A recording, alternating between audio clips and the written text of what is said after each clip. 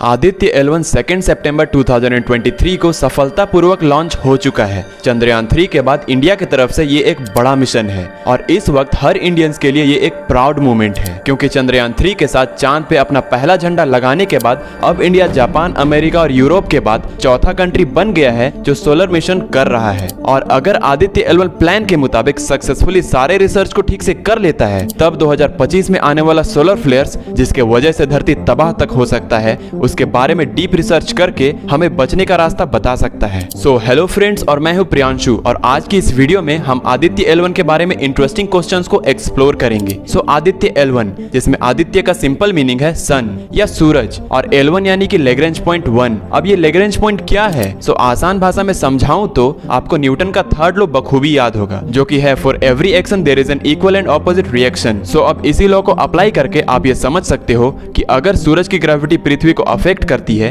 तो पृथ्वी की भी ग्रेविटी सूरज को अफेक्ट कर रही होगी। और ये कोई नई बात नहीं है, ये एक यूनिवर्सल चीज है। अब इन दोनों सेलेस्टियल बॉडीज के ग्रेविटेशनल पुल के वजह से एक ऐसा पॉइंट बनता है जहां इन दोनों बॉडीज का ग्रेविटेशनल पुल कैंसल आउट हो जाता है और ऐसे ही टोटल 5 पॉइंट्स एग्जिस्ट करते हैं, जिन्हें L1, L2, L3, L4 और L5 कहते हैं। और इन्हीं में से एक पॉइंट है L1 या लैग्रेंज पॉइंट 1, जिसमें आदित्य L1 प्लेस होने वाला है। आपको बता दूं कि L2 पॉइंट पर नासा का सबसे पावरफुल टेलीस्कोप, जो कि James Webb space telescope, place किया गया है, जो हमारे यूनिवर्स की ऐसे ब्यूटीफुल इमेजेस को कैप्चर करता है और डीप रिसर्च करता है। अब L पॉइंट स्पेशल इसीलिए है क्योंकि इस पॉइंट में दो सेलेस्टियल बॉडीज के ग्रेविटेशनल पुल के कैंसल हो जाने से L पॉइंट में पड़े किसी भी बॉडीज को ना तो अर्थ की ग्रेविटी इन्फ्लुएंस कर सकती है और ना तो सन की ग्रेविटी। अब इसी के वजह से आदित्य L1 नाम भी दिया गया है, जिसमें L1 पॉइंट किसी फ्रंट रो के सीट के जैसा है और सन के कोरोना को स्टडी करने के लिए यहाँ से एक परफेक्ट ऑब्जर्वेशन मिलेगा 24/7 आवर्स। अब L1 पॉइंट पर जो फ्यूल यूज होगा ऑर्बिटिंग के लिए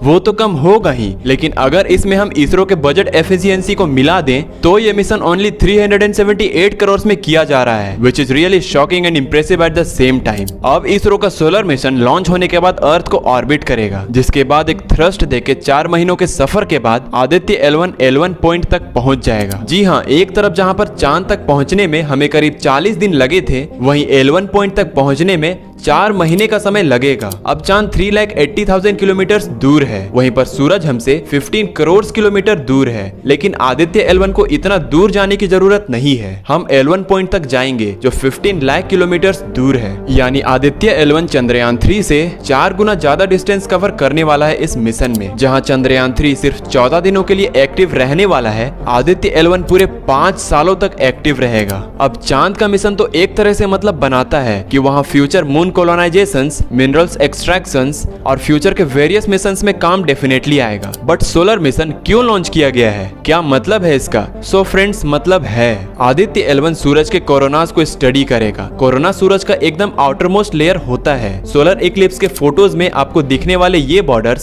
सन का कोरोना है। But this is really interesting. Normally आप आग से जितना दूर जाते हो, गर्मी उतनी ही घटती जाती है। सूरज के बीचों बीच उसके कोर में न्यूक्लियर फ्यूजन रिएक्शन होते रहते हैं, वहाँ की गर्मी सबसे ज्यादा होती है। और ये तो यूनिवर्सल है कि कोर से जितना आप दूर जाते हो, गर्मी उतनी ही कम होगी। On an average surface temperature कुछ 5000 डिग्री सेल्सियस से 6000 डिग्री सेल्सियस होता है। और कोरोना जबकि सूरज के सरफेस के बाहर होने के बावजूद भी इसकी टेम्परेचर 1 मिलियन डिग्री सेल्सियस से 3 मिलियन डिग्री सेल्सियस होती है और इसे कोरोनल हीटिंग प्रॉब्लम कहते हैं, जिसका एक्चुअल रीजन अब तक किसी को पता नहीं है। अब अगर आदित्य L1 इस मिस्ट्री को सुलझा पाया तो इंडिया वो पहला कंट्री बन जाएगा जो इस प्रॉब्लम को सॉल्व किया हो, जिसके बाद हम सन की एनर्जी को और भी एफिशिएंटली यूज कर पाएंगे। आदित्य L1 के अंदर बेसिकली 7 पेलोड्स इंस्टॉल किए गए हैं, जिनमें से 4 सूरज को स्टडी करेंगे और 3 L1 पॉइंट को ऑब्जर्व करेंगे। इस मिशन में हमें सूरज और L1 पॉइंट दोनों ही के बारे में इंफॉर्मेशन मिलने वाला है, सोलर एक्टिविटी से लेकर इफेक्ट ऑन स्पेस वेदर तक। अब L1 पॉइंट में प्लेस होने के तुरंत बाद ये अपने remote sensor visible emission line coronagraph या PLC के जरिए कोरोनास के इमेजेस को लेके इसरो को भेजने के साथ साथ खुद भी डीप रिसर्च करेगा स्पेक्ट्रोस्कोपी के मदद से, जिसके बाद इसमें लगे टेलीस्कोप जो कि है सोलर अल्ट्रावायलेट इमेजिंग टेलीस्कोप या SUIT के जरिए ये फोटोस्फेयर और क्रोमोस्फेयर जो कि है सन का आउटरमोस्ट लेयर, इसके बारे में डीप रिसर्च करेगा। इसके बाद इसमें लगे सोलेक्स यानी कि solar low energy X-ray spectrometer और हेलियोस यानी कि high energy L1 orbiting X-ray spectrometer के जरिए ये सॉफ्ट एक्सरे और हार्ड एक्सरे सन का करेगा। अब आते हैं आदित्य L1 के L1 पेलोड्स में। तो सबसे पहले है एस्पेक्स यानी Aditya solar wind particle experiment. अपने हेवियर आयंस और प्रोटॉन बेस्ड पार्टिकल के जरिए सोलर विंड्स और सोलर फ्लेयर्स को एनालाइज करेगा। साथ साथ इसमें लगे PAPA यानी कि plasma analysis package for Aditya electron based particle के जरिए ये भी सोलर विंड्स और सोलर फ्लेयर्स को एनालाइज करेगा। अब ये सोलर फ्लेयर्स क्या हैं? तो सिंपली स्पीकिंग सोलर फ्लेयर सन के सरफेस में होने वाला एक बड़ा एक्सप्लोजन है जो बहुत ही ज्यादा मात्रा में एनर्जीज को सोलर सिस्टम में रिलीज करता है। ये तब होता है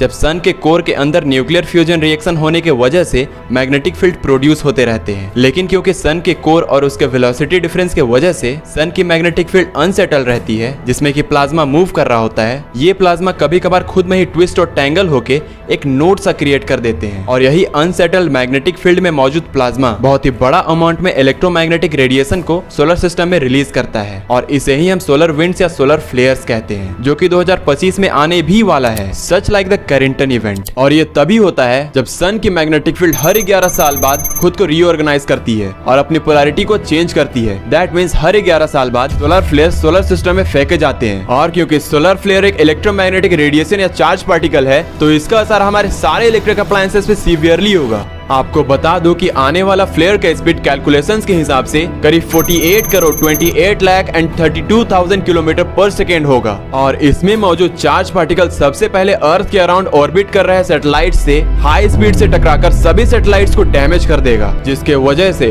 अर्थ पे सैटेलाइट्स की बारिश एस्ट्रॉइड के रूप में होने लगेगी। और शायद आपको अंदाजा ना हो कि एक सैटेलाइट की इम्पैक्ट लगभग 3 स्टेट्स को तबाह करने के कैपेबल है और यहाँ तो पूरे 5,500 सैटेलाइट्स की बात हो रही है और मिलियंस ऑफ डेब्रिस जो अर्थ के अराउंड इंसानों ने फैलाया है। और अगर प्लान के मुताबिक आदित्य L1 सोलर फ्लेयर्स को परफेक्टली स्टडी कर लेता है तो हम शायद अपने फ्यूचर के लिए एटलीस्ट तैयार तो हो ही सकते हैं। अब लास्ट इंस्ट्रूमेंट है advanced tri axial high resolution digital magnetometers. हमारे सन की मैग्नेटिक फील्ड को स्टडी करेगा जिससे हमें ये पता चलेगा कि सन का कोर कितना कॉम्प्लेक्स है और इसकी मैग्नेटिक फील्ड का असर किस हद तक जा सकता है। सो बेसिकली आदित्य L1 भी चंद्रयान 3 की ही तरह हिस्ट्री क्रिएट करने वाला है और अगर सोलर फ्लेयर्स और उसके कोरोना के ऊपर प्लान के मुताबिक रिसर्च कर लेता है तब इसरो और इंडिया वो पहला देश बन जाएगा जो इस डिस्कवरी को किया होगा and that will be really proud moment for India. So friends, आज के लिए बस इतना ही। आने वाले वीडियोस में हम इसके बारे में और भी डीप रिसर्च के बारे में जानेंगे। सो अगर वीडियो से कुछ भी नया सीखने को मिला हो और साइंस में इंटरेस्टेड हो तो ब्रूस वर्ल्ड चैनल को सब्सक्राइब जरूर कर लेना, साथ साथ बेल नोटिफिकेशन को भी ऑन जरूर कर लेना ताकि आने वाली कोई भी अपडेट्स आप मिस ना करो। Thank you.